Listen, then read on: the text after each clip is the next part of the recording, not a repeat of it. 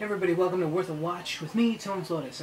Today's review is going to be Fright Night, the remake from the original cult hit from 1985. I know I'm late on this one, but hey, better late than never, and this is definitely a movie that should be take a deeper look into it because it was a severely underrated movie, did poorly at the box office.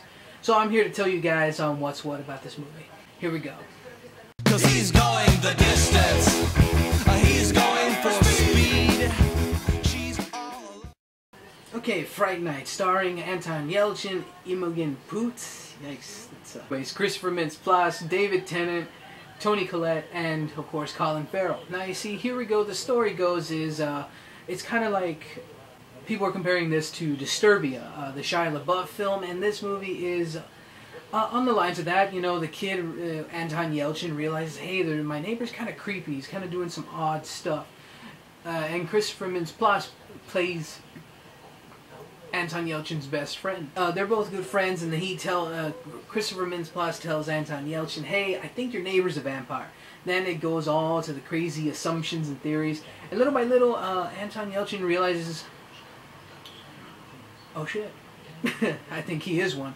And, you know, just the whole craziness ensues in regards to the story because you're dealing with real vampires. Adam Johnson.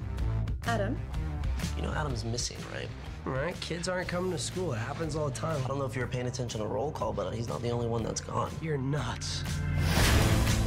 This is my son, Charlie, and his girlfriend. Hi. So Jerry is our new neighbor. Hey. Hey. Now listen to me. We graphed up all the disappearances. That's you right there in the center next to his house. I really hate to be the one to tell you this, but that guy, your neighbor? Jerry. Yeah, he's a vampire. That is a terrible vampire name. Jerry? The evolution of the vampire happened in so many different incarnations, you know. It just, this time around we get a good one. There hasn't been a good vampire film in my, perspective since last year's Daybreakers. And in this case, a simple story of like, you suspect someone next door is a vampire. It's almost like, the boy who cried wolf kind of scenario, and then nobody believes you. For those of you who've seen the original, it's the exact same story, give or take. Of course, revamped for the 2011 audience. I think they did a good job. It seemed and put some effort into this movie. I really think, just the whole suspecting if someone's really a creature of some kind, it really is one of those things like, what if, Hey guy, you've been watching me. I've been watching you. Your mom, there's a kind of neglect, gives off a scent. And your girl, she's ripe. It's on you to look out for them, because there are a lot of bad people out there, Charlie.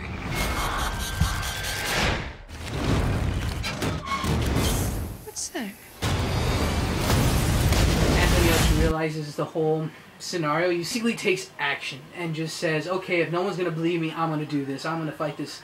I'm going to fight this guy myself. And Anton Yelchin and David Tennant, they go on this quest to figure out, hey, we got to figure out how to kill Colin Farrell. Because he's going to cause a lot of hell for everybody. He turns people into vampires, he eats them, it's a lot of gory situations here. So that's a definite plus versus, I love you, Bella. I love you. That's definitely a hell of a lot better than that.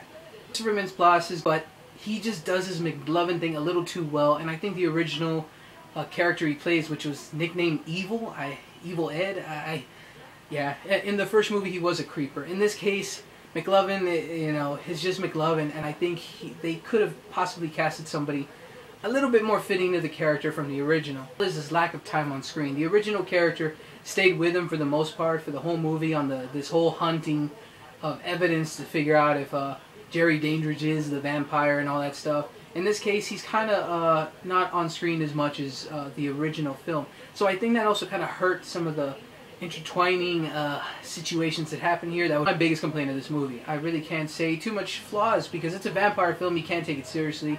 It's a fun movie from beginning to end, just going from the, is this guy seriously a vampire to like, he's a vampire, I'm gonna have to kill his ass.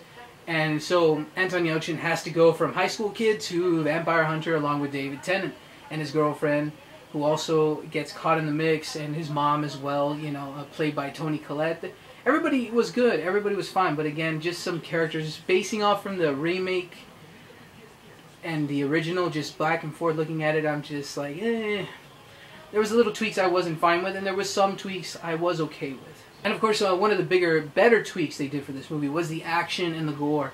They definitely amped it up quite a bit from the original, because the original was more campy. This one's more serious in a way, more serious of a life and death situations going on here. More hardcore action scenes, you know, if you've seen the trailer, a freaking bike getting thrown at you by a vampire, that's some serious shit. I know this movie review probably is a little bit all over the place. I apologize, I'm trying to get all this stuff straight, but you know, it's just a fun movie. It really is. Just it didn't have scares, but it had a few jump scares, and it had some particularly tension-filled and creepy moments. And I think that's still what made this movie work, is that it wasn't trying to actually be like a hardcore horror film. It was just trying to be more like the original, almost like a campy and comedic kind of style. And it was kind of in the vein of like Zombieland or something. So I liked it very much for that. One of the definite better movies of the summer as well. I'm gonna end him or he's gonna end me. That's how it's gonna be.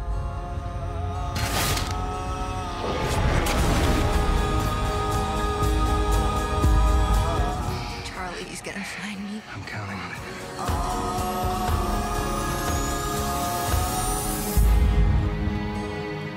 You smell that? It's your fear.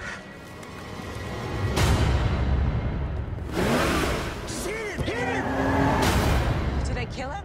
Hopefully.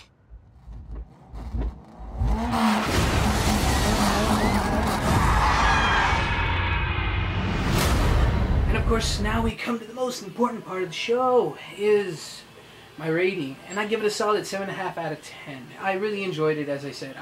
So that's my review of Fright Night, the remake 2011, people. I hope you all enjoyed it. And of course, you know, just feel free to rate, subscribe, and comment, and keep going to the movies.